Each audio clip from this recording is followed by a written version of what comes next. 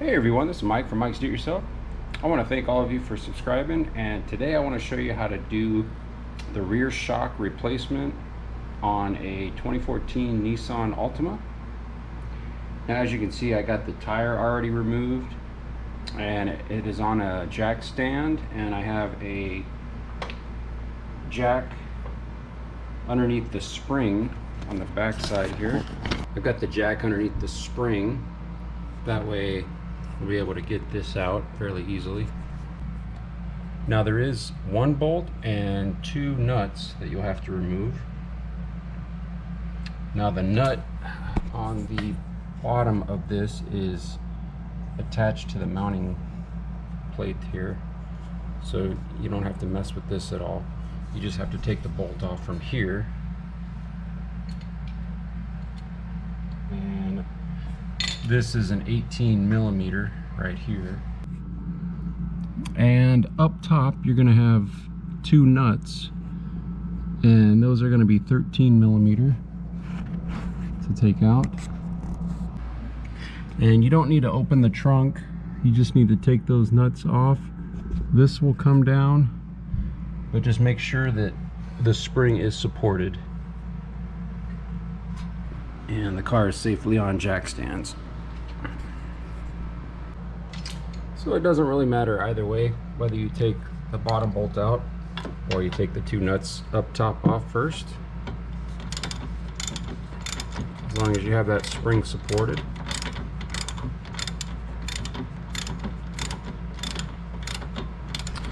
What I like doing though, it was actually better to take the nuts off up top, and then you'll relieve the tension off this bolt.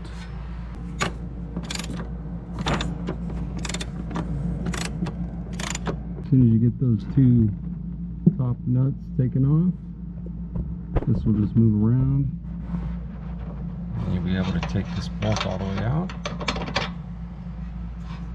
And just remember the positioning of this.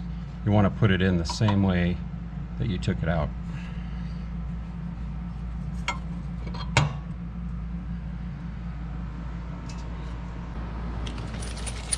Now, the new shocks that I'm using, they are the KYB Excel G shock absorbers, but you could use, any kind that you want.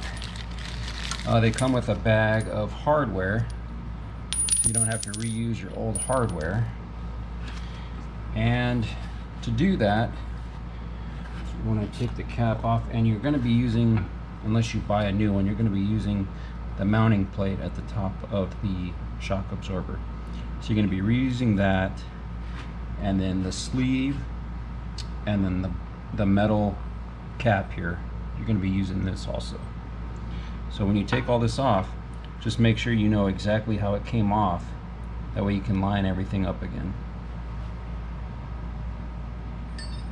Now, to take this off, I had to take it to a vise and actually hold this and then unscrew this, because it is a lock nut that's right here, so it can be really difficult to take off.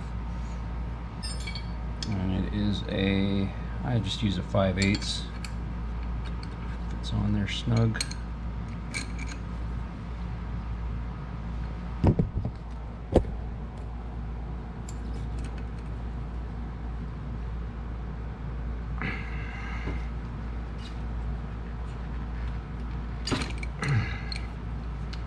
That came off without using a vise.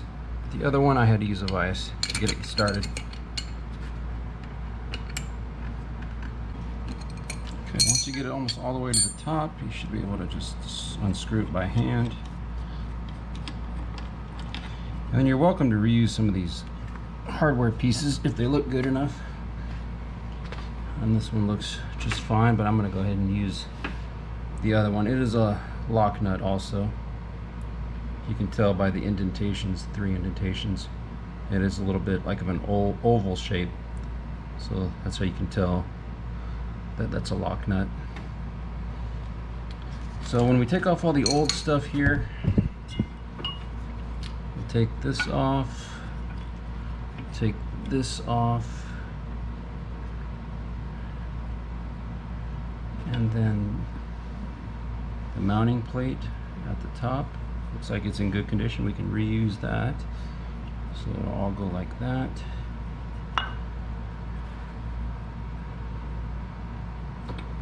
And you got this big rubber piece here.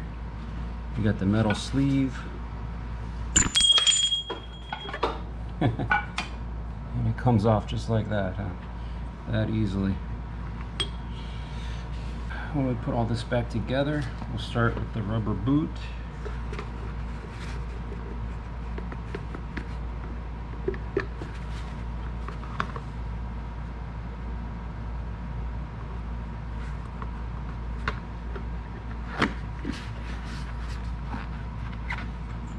We'll start with this piece. Go with the flush end like that, but we can use the new one. So we have the metal sleeve, the rubber boot here. So we'll use the new one. And then we have these two, and this fits on top like this. And you can see how that fits right into that hole, or that circle right there. And then you see how this one is formed. That's going to go on this side, just like this did. And then the new washer goes like that. And then we can put the lock nut back on.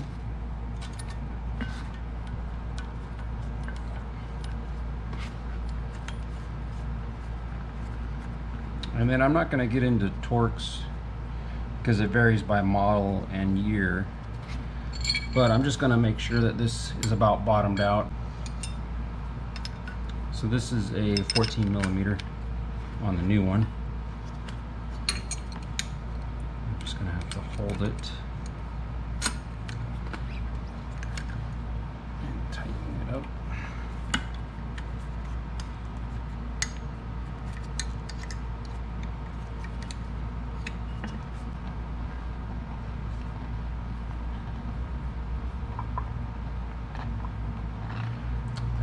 Just started getting tight. Just give it a little, make sure it's snug. It's not going to move. And it's ready to go back in. Make sure we line it up this way and put the cap on.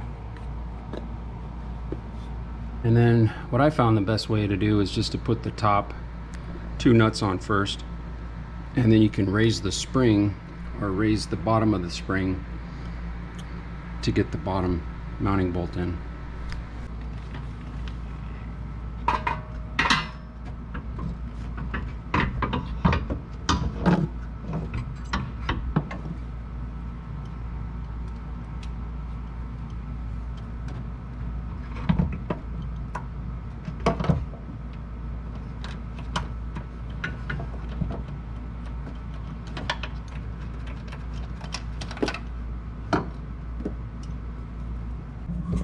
Okay, and then once you get those on, you can tighten them down all the way, and you'll feel it when they bottom out. So like I said, I won't really give you a torque value on that. They will bottom out, and you'll feel it when they're tight. And then for the bottom bolt, you can jack this bottom of the mounting bracket for the spring. Just jack that up.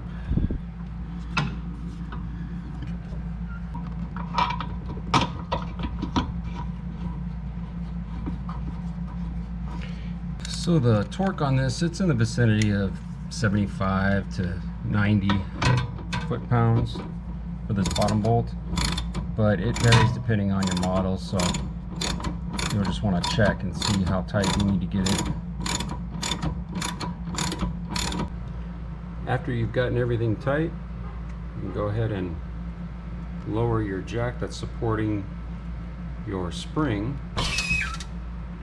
Try to do that slowly, and then you can put your tire back on, make sure your lug nuts are torqued, and you're good to go. Well, I hope this has been helpful. This has been Mike from Mike's Do It Yourself. Good luck on your next home or automotive project, and thanks for watching. Don't forget to share, like, and subscribe.